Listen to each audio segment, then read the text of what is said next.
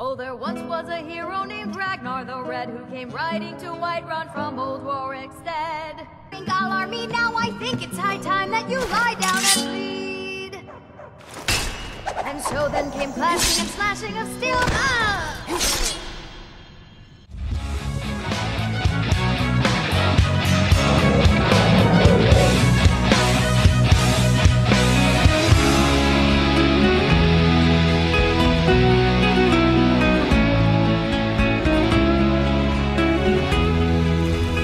What's up everybody, and welcome to Skyrim Mods Weekly. I'm back home in New York, about to churn out some more videos for y'all. As for the t-shirt design, some of y'all suggested a posh mud crab with the quote, "Dost thou even hoist?" I thought that was a great idea, but then it's like, oh wait, I run a gaming channel, not a fitness channel, so I don't know how many of you guys actually hoist or even understand what the quote means itself. I know I don't hoist. Well, actually I do hoist, but it just doesn't look like I hoist. But anyways, so I have not settled for any one idea yet, but I will notify you guys when I do. Alright, so let's get started with the first mod, which is the Reserve 2 by LithZ. So this mod features the bard with the worst voice in Skyrim, your own little Spriggan pet with his little habitat here in your library, plenty of empty shelves and chests for you to store your stuff in. Of course, you always have to have your ritual stones or whatever the fuck these things are called. You've got a very spacious and cozy looking living room with a fireplace and your own dog named Mocha. A lot of people actually complain about, you know, like the dog's idle barking, but personally I think that actually adds to like the atmosphere of your house. So it's not always dead silent, and I'm also a fan of adding a bard to the house, but definitely not the most annoying sounding one. It also comes with a door very high up on your wall in which you could open with a button to maybe let some sun in the morning. It's also got what you might think is a dead rabbit at first, but in fact it is actually a plush rabbit for you to cuddle with at night when you're going to sleep. You've got a line of mini mannequins, which would be really creepy if they all started moving like they usually do in a house mod. Your very own bar, which also comes with your own drinking buddy, because what kind of loser drinks alone anyways? Psh. It's also got a very fancy shower, and you also get your complimentary bars of soap.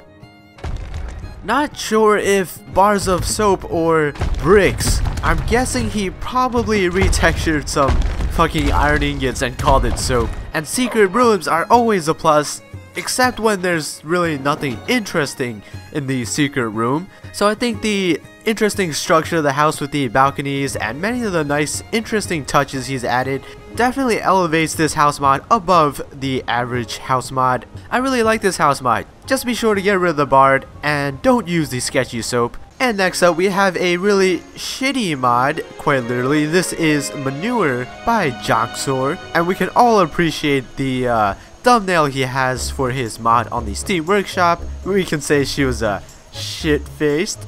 Okay, I'll shut the fuck up now. Joxor is actually the creator of the legendary quest mod Worm's Tooth.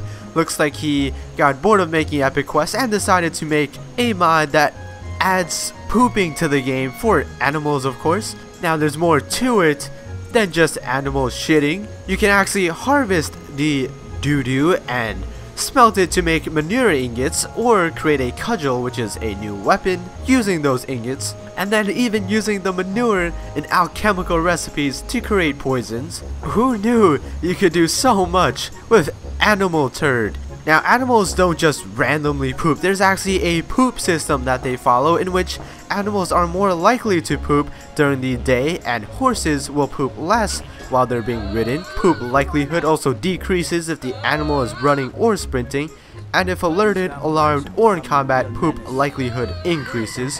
Animals won't poop if they're sleeping, sitting, dead, or unconscious. And there's also a randomized fart to announce each poop cycle loop. Alright, so you're looking for a new beautiful female, or you just a pimp looking for your new main hoe, then you're gonna want to check this mod out. This is the new Elven Follower Aranya by Steffi Raw X, and damn, she looking fine. She's like a heavenly blessed beauty sent from the gods. Considering this was a all-natural look, the only mods used were Better Female's No Makeup Edition and Natural Eyes. Definitely the most attractive original user-created face that is not based off of an already existing celebrity. I'm talking about, of course, Jessica Alba.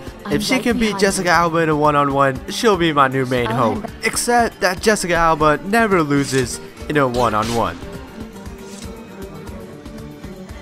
And next up we have a new weapon mod. I haven't really covered a weapon mod in ages. This one is called Warrior Within Swords by Bloodfree. Looking at the name, I thought it was going to be like a sword that allows you to summon some warriors to fight for you, but it actually just adds 2 new swords from the Prince of Persia game series. They come in both dagger, sword, and great sword form, so whatever kind of playstyle you prefer, you'll still be able to use these weapons. They look amazingly high resolution, and I'm sure many of you Prince of Persia fans would really appreciate this mod. Alright, so I actually have 2 armor mods to show you guys this week. The first one is a retexture of the Elite Rogue armor. This one is by Anka01. My quandary with this armor mod with the original one was that it makes your character look really anorexic. This armor mod uses literally like the lowest value on the weight slider. But anyways, that has nothing to do with the retexture. This guy did a really good job, really improving on the original and making everything, of course, high resolution. And next up, we have another lore-friendly armor from Hoth Trooper. This one is the Troll's Bane armor and weapon. It is available for both male and female. It is, of course, a combination of already existing vanilla armor pieces with troll skulls attached to the shoulders and as a helmet in a few variants. The troll skulls are indeed retextured by Cowell, and the weapon is pretty much a sledgehammer with a troll skull lodged on the end of it. This one not as popular as his other armors. And for the last mod this week from the creators of Obi Sand City comes Death Mountain, a new adventure mod. Well, actually this is more than an adventure mod, it's more of a quest slash dungeon slash new town slash home mod. Though there's no actual quest to be completed, you will find notes scattered around that will tell you what to do next. Personally, I'd rather have quests guiding me rather than, you know, notes that I might possibly miss. In fact, I was pretty oblivious to what the story was actually about. I think I was supposed to rescue a young sorceress named Norelia. Just a warning though, Death Mountain is very computer CPU intensive. There will be a heavy loss in frame rate unless you're running a very powerful computer.